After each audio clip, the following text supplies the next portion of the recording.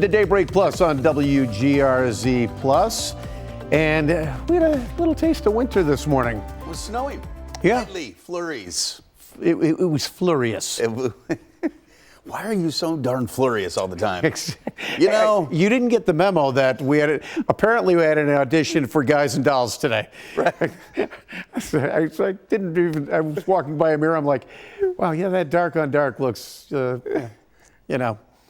a little theatrical. Guys and who was the creator of that wonderful musical?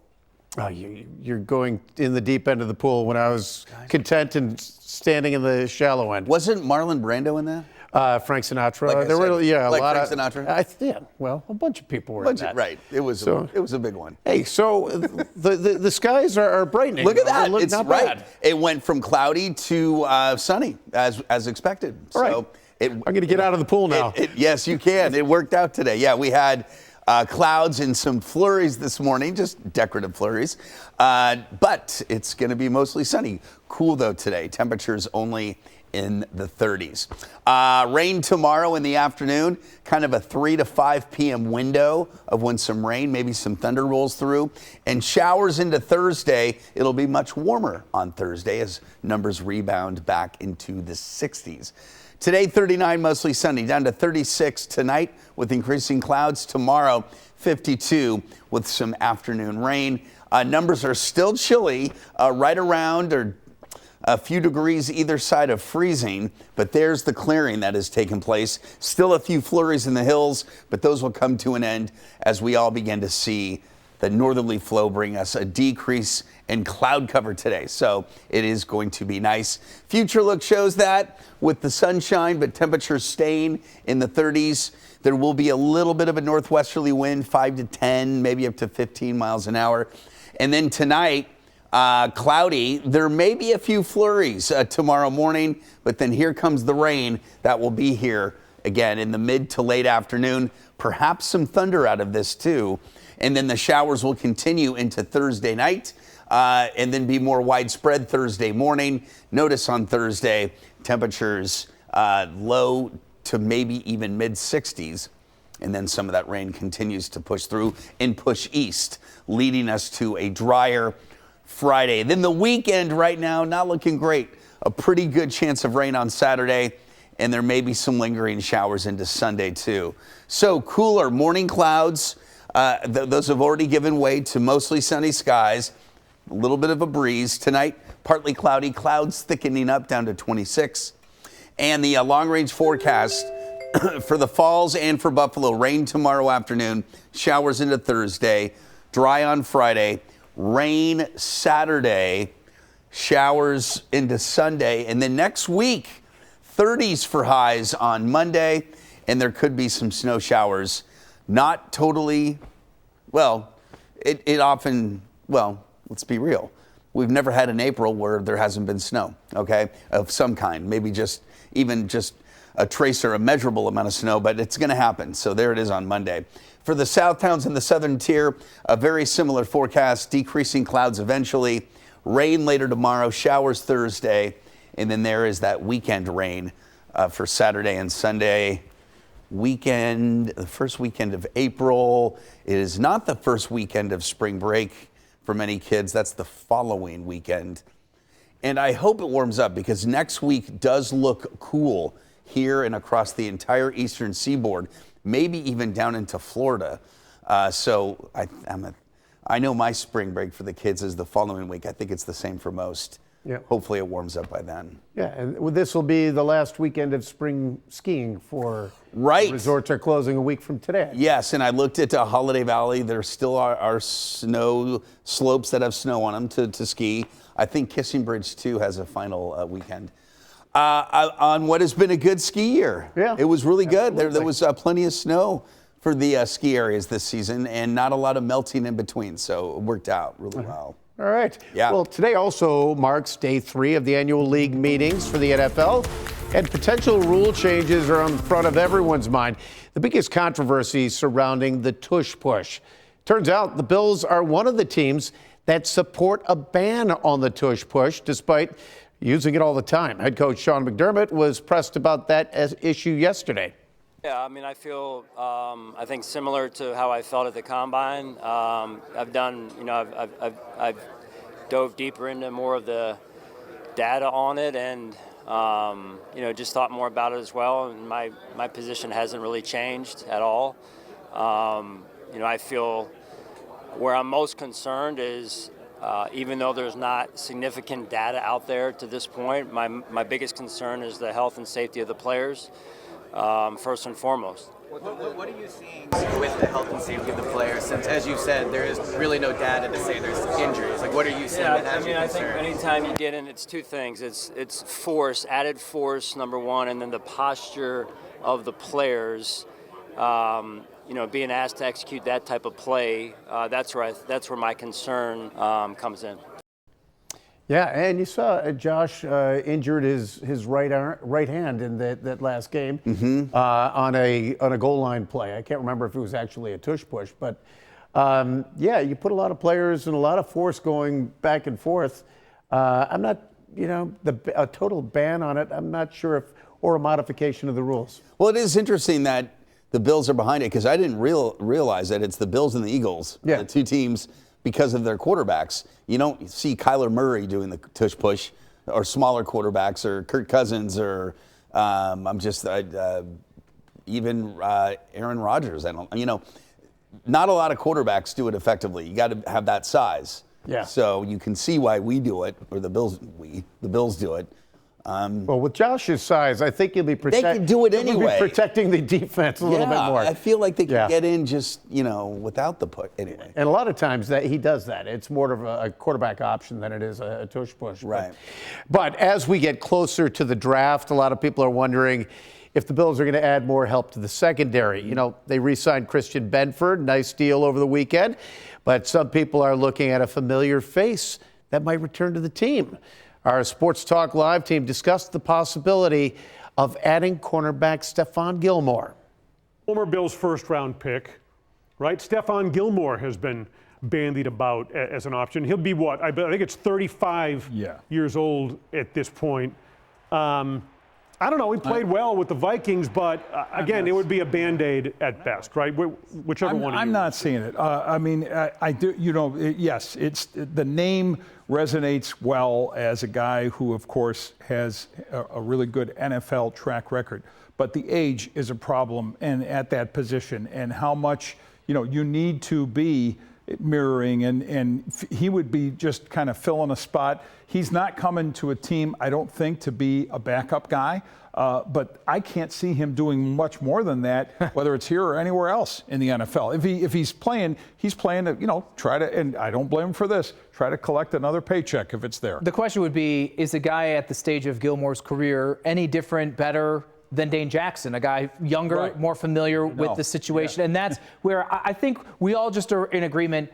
We're okay with the idea of a veteran coming in here as a one-year stopgap because they know what they have at cornerback one. And you could get a vet and still draft someone as well, but not feel the pressure that maybe you did with Elam that you gotta slide someone in there. Well, no, here's the thing, and I think we've all made this point at one time or another. I'm fine with a veteran on a one-year deal. What I don't want is a rookie in a Super Bowl window, just because where you're having to rely on that. Oh, right? No. Yeah, I agree with all that. You know what? I don't think Gilmore would be a good option. I think his best years are behind him, and unless you're drafting like at a point you're drafting a rookie that you want that leadership and that mentor. That might be a possibility. But the question is, does Stephon Gilmore want to come in that role? Right. It's wants another paycheck. I get it. Well, but if he wants to start. You're being brought in to kind of train the new guy. He may not want to go out that way. We'll have to see how that plays out. It's an interesting option. First round draft pick was that 2015, 16? Somewhere there. He's been gone for a cup of coffee for sure. No, I know, but I remember when he was here. I think it was around the mid-teens. Anyway. So we'll see how that plays out. But switching from football to hockey now, Buffalo Sabres will look to start the month of April the same way they wrapped up March with a win on the road Tonight, they're north of the border in the Canadian capital to face the Ottawa Senators. It is a rematch. These two teams met just last week, and the Sabres come away with the win. So it also starts the run to the end of the season. 9 games over 17 days. After tonight, the Sabres return home to face Tampa Bay on Saturday. And I think a lot of people looking at the Sabres and, wishing that 13-game losing streak didn't happen, but also getting a little encouragement looking ahead to next year, because I'm seeing leadership coming out of the guys that, the Zuckers and the older players, McLeod, that they brought in, and that's starting to gel, and it's kind of, I hate to say it, but it's kind of encouraging. It is, in their record since, basically this year, the turn of the calendar has been okay. Their home record has been stellar recently. So to kind of end the season with the remaining games, if they can hold it, beating really good teams, by the way, right? They beat Washington, they beat Winnipeg, and then they've lost to some lowly teams too. Of course, the Sharks and then the Flyers. Is there any lowly teams when you're looking at the bottom, looking up? I like the vibe that they have going out. And if they can keep that, you enter the offseason, maybe, imagine a big losing streak to end the season. Then you kind of like, wah, wah, wah. Well, and you're also seeing the players that had potential. Oh, if he could only, the Jack Quinns, the Paterka, that they're starting to play to their potential as we close out the season. Can I ask you just a really quick question? Why is it that, when was it, in November maybe or October, why was that 13-game losing streak a season ender? I mean, it was still early in the season. It's unrecoverable. Well, you've got a huge chunk of the season right in the middle. When they weren't on a winning streak, they just couldn't really overcome that. That's 13 games.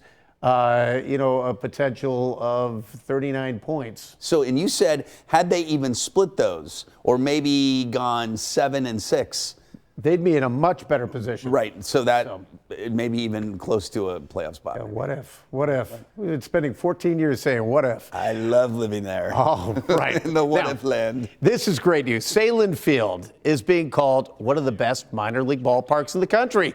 A new article from USA Today lists the top 10 minor league parks, and our very own ballpark comes in at number 3. The list was made up with a combination of an expert panel and reader votes. So Salem Field, it was state of the art when they built it back in the mid 80s as pilot field. And the thought back then was maybe we can attract the Montreal Expos. That was the conversation, bringing Major League Ball to Buffalo. And the way they originally built that was with the intention of being able to expand into a Major League ballpark. So, I mean, the design was great right from the get-go. So, I mean, you're right. I've been to a few minor league stadiums, and ours is pretty up there in terms of some of the other places. But yeah, it's and especially when you just drive by on the free and just look in, you're like, it's a handsome field. Yeah, it's great, and the fact that the Blue Jays came in during COVID and dumped a whole lot of cash in, that helped too. That's true. Remember that? And was it Guerrero played? Remember when he was a rookie? Yep, Vlad, and he came in. I think that was during COVID. Yep. And it was just like, oh, you're watching. And even I think Dave Price, the pitcher, came in. Was it him? There was another really high level talent in pitching that pitched there too during COVID. Anyway. Exciting stuff. All right. Well, we're going to take a quick break. Stay with us. When we come back, we're going to be talking about a potential game changer being used in Major League Baseball this season. Stick around.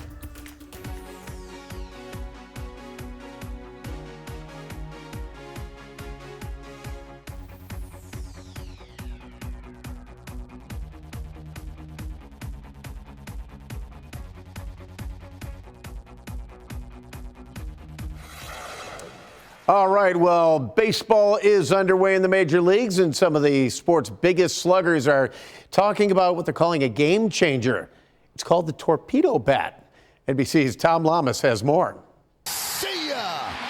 Tonight, from the stands to the dugouts, everyone in baseball is talking about the torpedo bat. A 3-run home run for Josh Chisholm.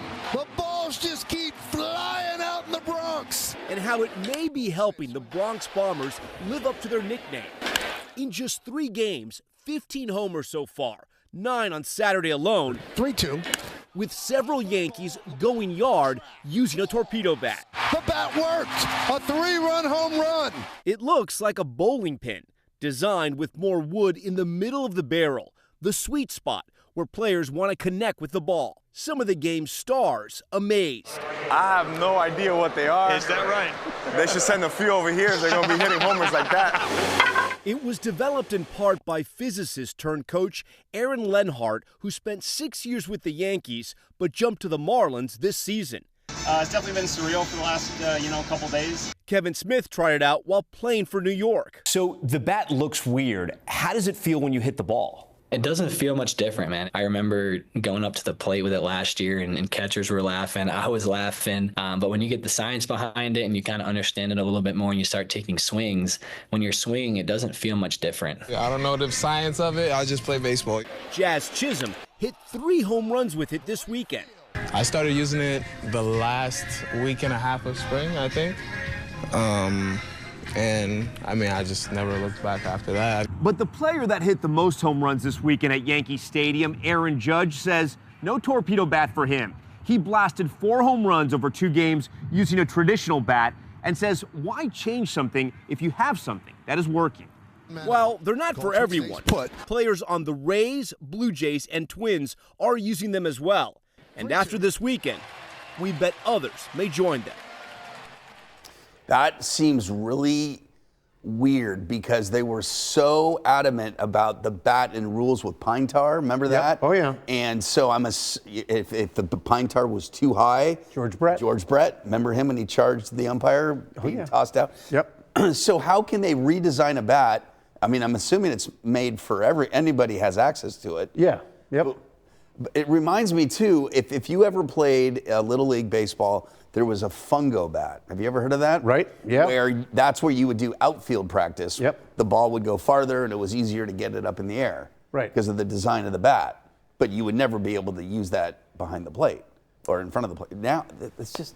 I have a feeling there's going to be a lot of discussion at the end of the season because, the fervor may just go away if the numbers don't reflect a major change on that. But right. At the start of the season, the Yankees scored 20 runs the other day. Yeah. By just hitting dingers. Yeah, but then again, Aaron Judge. Yeah. Traditional bat. If it works, it works. It's true. But interesting. So we're talking about the boys of summer, and we're talking about a morning of winter. Yeah, we did. It's getting better. It's certainly colder than it was yesterday. 30s today. Sunny though. I want to take a backwards glance really quick, if we could, and discuss March and how it has behaved so far this season. This March compared to normal. First of all, it was a fairly quiet month. Okay, March was rather inactive. Oh, this is not. Let's talk about snow. That'll work. Bottom line, it might be hard to say. Temperatures were well above normal. Okay, we're on the order of not a top 10 warm March, but a top 11, 12, 13 March in terms of warmth. Last March, by the way, was the warmest March on record. And it was also the 9th least snowiest. We only had 1.2 inches of snow for the month of March. Speaking of snow, the season right now, Buffalo at 77 inches, about 15 inches below average. But then you look at the South Towns and into the hills, Colden at 158 inches of snow. So that's similar to numbers in Orchard Park, East Aurora, and Hamburg, where snow was bountiful this season, just not as much in Buffalo. Decreasing clouds today. Once again, here's a look at that 7-day forecast that features sunshine today, rain tomorrow afternoon, mid-afternoon, and then showers into the night, and then Thursday morning, dry for Friday, and then may need a plan B for the weekend. Rain, especially on Saturday, showers into Sunday, and some snowflakes possible on Monday. Little umbrella or indoor plans for this weekend? I have a hunch, yes.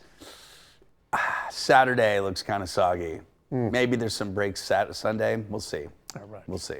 All right. Well, moving on from the first American jet to the air conditioner, Buffalo has given birth to some incredible number of firsts. And this morning, we have an unknown story of Western New York that digs into the pages of a history-making local author who's known as the mother of the detective novel.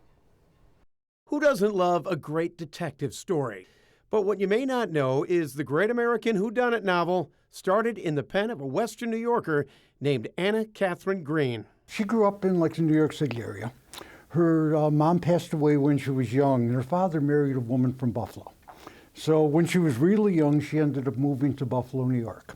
She got all of her education in Buffalo, went to all Buffalo, public schools, grammar school, high school, all the way through. And her dad was an attorney. She's just one of the many influential women that author Rick Falkowski profiles in his book, The Spirit of Buffalo Women. But in Green's case, it's because she was a pioneer, a legendary career that began with her first story, The Leavenworth Case. What's significant about that book is drawing off everything she learned from her father about police work and detective work. It was the first detective novel written by anyone in the United States. And it was also the start of an entire genre. This was 1878, about a decade before a man named Arthur Conan Doyle created another fictional detective that you may have heard of, Sherlock Holmes. He was making a visit to the United States in the late 1800s. He specifically came to Buffalo, New York to meet Anna Catherine because that was his influence. Anna Catherine Green became a best-selling author, eventually publishing 37 books over 40 years and serving as an inspiration for so many well-known authors that came after her. Agatha Christie says if it wasn't for Anna Catherine Green, she never would have became a detective writer. Green's former home still stands on Park Street in Buffalo's Allentown neighborhood, coincidentally just a block over from the boyhood home of F. Scott Fitzgerald. Falkowski says the Beard Foundation is in the process of trying to buy the property and turn it into a national monument. Yeah, those literary connections are kind of incredible. You've got Anna Catherine Green on Park Street, and then F. Scott Fitzgerald as a boy on Irving Street, which was named after Washington Irving. And then just 2 blocks south of that on Delaware Avenue, Mark Twain lived. That's crazy. So you wonder if, did Fitzgerald get any thoughts on The Great Gatsby from here, right? Well, Millionaire's Row. I mean, right, that's right what I'm there. saying, So, right? Yeah, could have been. All right. And by the way, speaking of Washington Irving, Ichabod Crane was the commander of the Buffalo Barracks, which used to be on Delaware Avenue. Stop it. Weird. He was the Headless Horseman guy, right? Yes, exactly. Well, our UB women's basketball team is fabulous. They're in the Fab Four in the WNIT, and they're now focused on a showdown with Cleveland State tomorrow night. The Bulls knocked off Rutgers after overcoming a deficit at the half. The Bulls will lock horns with the Vikings at UB Alumni Arena with tip-off scheduled for tomorrow night at 6 o'clock. So hats off to the Bulls. We're really excited about it. WNIT championship would be a great way to wrap things up. Huh? Absolutely. So that's exciting stuff. All right. And today, got a little bit of a mix of... Yeah, April can be a weird month. April's tough. Yeah. March, you kind of lower your expectations, right? Just because, it could go either way. April, you're like, okay. But I just can't recall many good Aprils recently. And if you think of last year, remember April 8th? Last year, we had the eclipse. Oh, yeah. Cloudy. Yeah, cloudy. And I think if it was April 8th this year, it probably would have been too. All right. Well, that's it for Daybreak Plus. Have a great day. What's that doing there?